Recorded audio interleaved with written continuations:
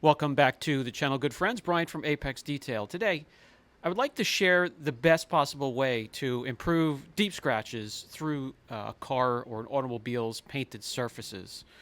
These scratches here are very narrow but very deep. They can be improved to a point where you either would have to know they're there or you would catch them just at the right light, at the right angle to see them. Otherwise, they would blend in. And as you can see, this is made by an object that made the scratch very deep. And you can always tell by running your fingernail across the scratch if you hear it catch or you can feel it catch the scratch. It's more than likely through the clear into the color coat.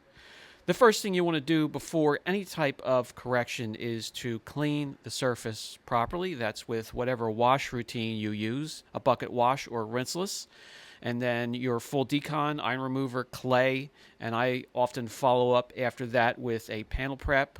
Try to break down and remove any existing waxes or sealants that could be on the surface so they don't come up into either the sanding pads or your polish pads.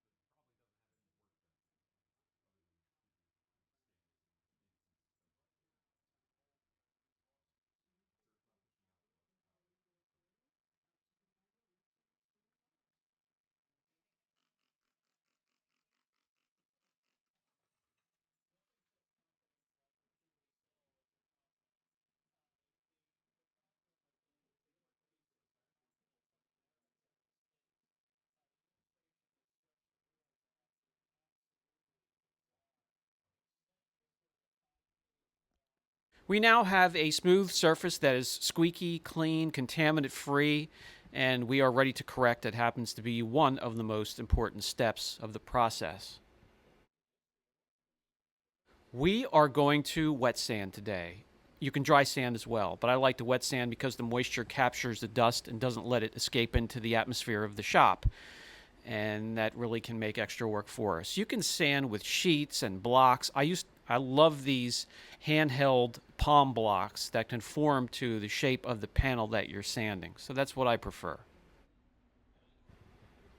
Before we get started, let me take some measurements before we do some wet sanding. There are a lot of misconceptions that sanding removes just way too much clear coat, a ton of clear coat. That's not so. I'm going to show you how to do a proper correction using the wet sand method today.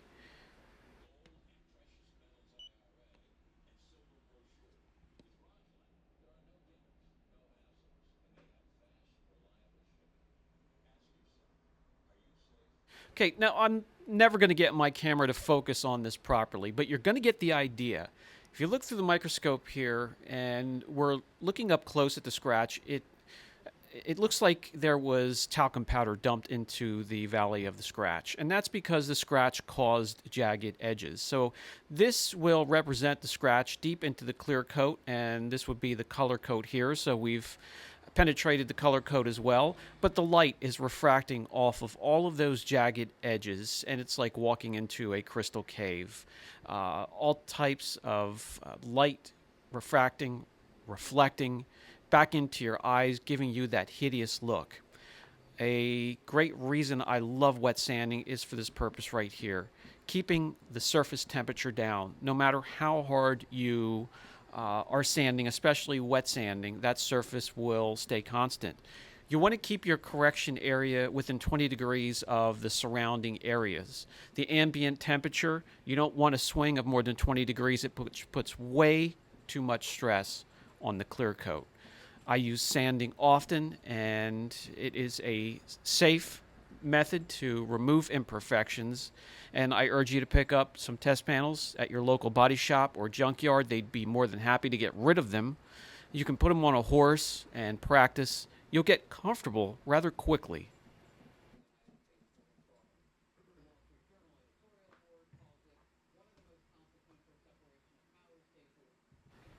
So what I did in essence was I kept sanding until I saw this white milky color. That is the clear coat being removed. And once it started being removed, I'll often stop, wipe off the residue, let it dry a little bit, see how far I've gone, keeping an eye on the texture of the surface. And that's how I measure how deep to sand. Once the texture is gone out of the surface, all clear coat has like an orange peel type texture, a lemon peel texture. Once that's completely flat, you've really gone to the point of removing considerable amount of clear coat, and you don't want to go any further. You can also wet sand with machines. This is the LHR 75 by Roops, one of the only polishers from there that I would recommend that are fairly priced and do truly last and do a fantastic job.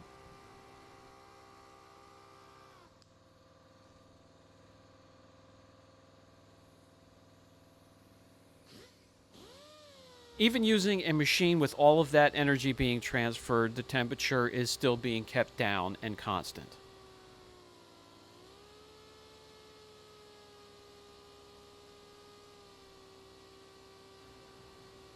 This is what it will look like after wiped down and dried. No reflection whatsoever, but we have shaved a little bit of clear coat ever so slightly. More importantly, we have rounded off the valleys and the edges of these scratches. The next step is to pick a polisher and a pad and a correction fluid to buff out or polish out those sand marks. It doesn't take a lot. A light polish, a non aggressive polish pad, and you'll be able to bring out the clarity and reflection out of that surface.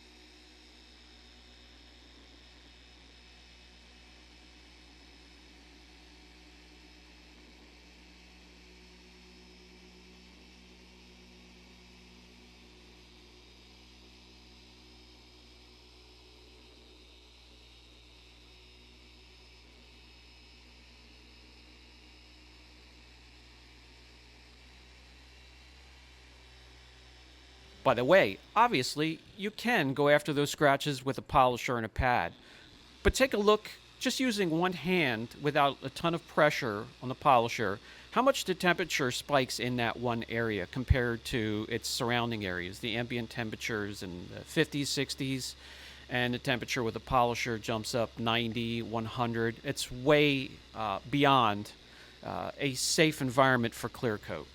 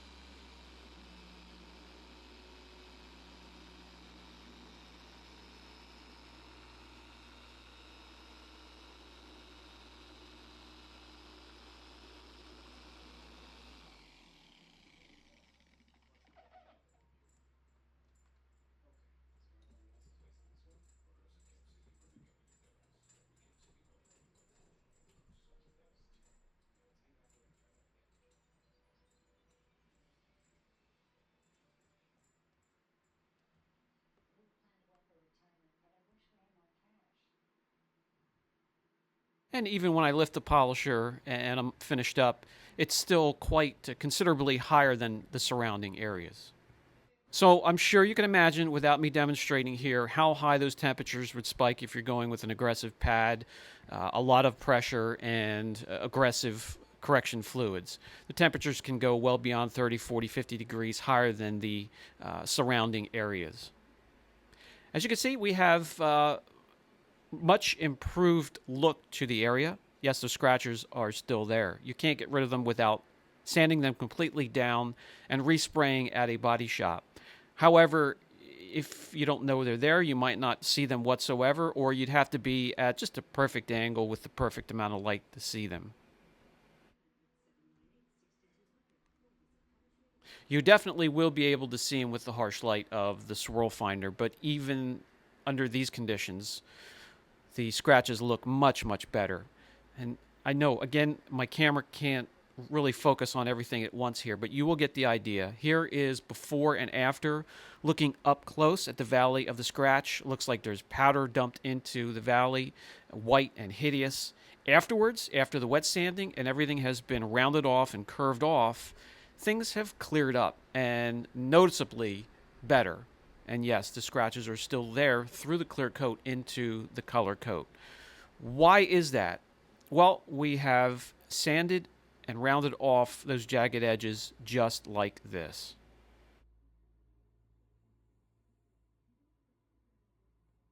And really, the light can only reflect off of the walls of the valley of the scratch now. And let's take a look at how much clear coat we have removed to get those results. And you'd be probably surprised, if you're not familiar with wet sanding, it really didn't take much at all, maybe a tenth of a mil.